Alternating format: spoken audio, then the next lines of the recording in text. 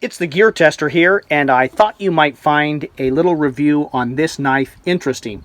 It tells you something about me, something about the gear and equipment I started collecting as a young man. I purchased this knife almost 15, 16 years ago when I was 15 or 16 years old. My best friend bought one of these, and I purchased one as well. We bought them from a Bud K catalog. And I grew up, and I got married, and I moved away. And when I moved out of my parents' house, I gave my little sister this knife. And recently, I was visiting with her, and she was kind enough to let me borrow this knife again so that I could make this video and share this information with you.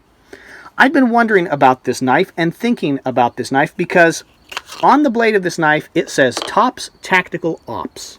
And I found myself wondering here in the last couple months, did I really buy a Tops Knives product for around $35 when I was 15 or 16 years old? The knife does say Tops Tactical Ops on the blade. However, when I flip the blade over, it says stainless China. And as far as I know, Tops Knives has never manufactured knives in China.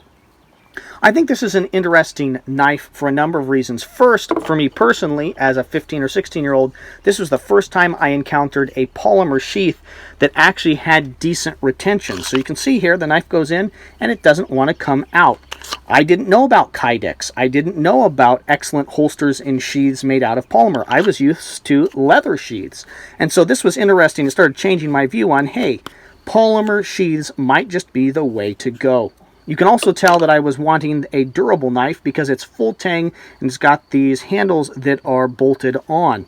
And this was the first knife that I owned constructed in this manner.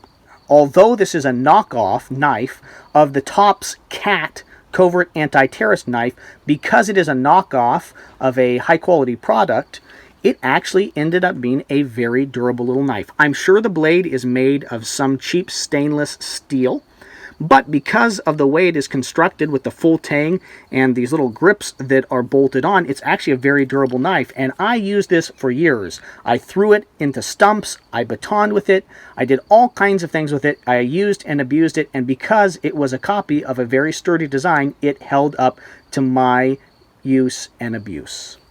Over the years, I've purchased a number of other knives that have Tonto blades. So I'm just going to share some of those with you. Here's a CRKT offering.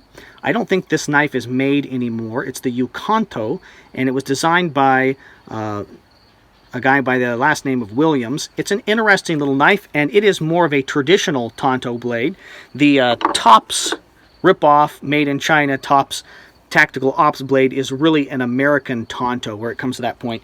This is much more like standard Japanese knives of ancient origin. Were designed more at this sloping curve there. So there's one Tonto knife. I'll leave that out. Tonto shaped blade. You can see here's another CRKT offering, again designed by, I believe, James Williams.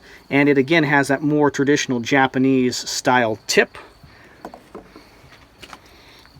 Here's a cold steel Tonto, the Cold Steel Recon Tonto. This is actually a great knife, has a hollow ground blade, and is actually quite a good chopper for its size and weight. Then we just got one more. This is an interesting knife. It is a cold steel knife, but I believe it was manufactured by Benchmade, and it has the American Tonto blade as well. So, when you look at this little knife and you realize that I managed to pick this out of a Bud K catalog almost 20 years ago and purchase it because it looks so durable, my best friend and I both got one of these. And I don't know what he's ended up doing with his, but this knife has survived my childhood and continues to do good service for my sister when she goes hiking and backpacking. If you like this video, I would encourage you to subscribe to my channel for more quality video reviews on the topics of shooting, camping, and survival gear. Also, please support our sponsors, affiliates, and friends. Companies like Firebox Stove, Excess Sights, Valley Food Storage, and Occam Defense Solutions.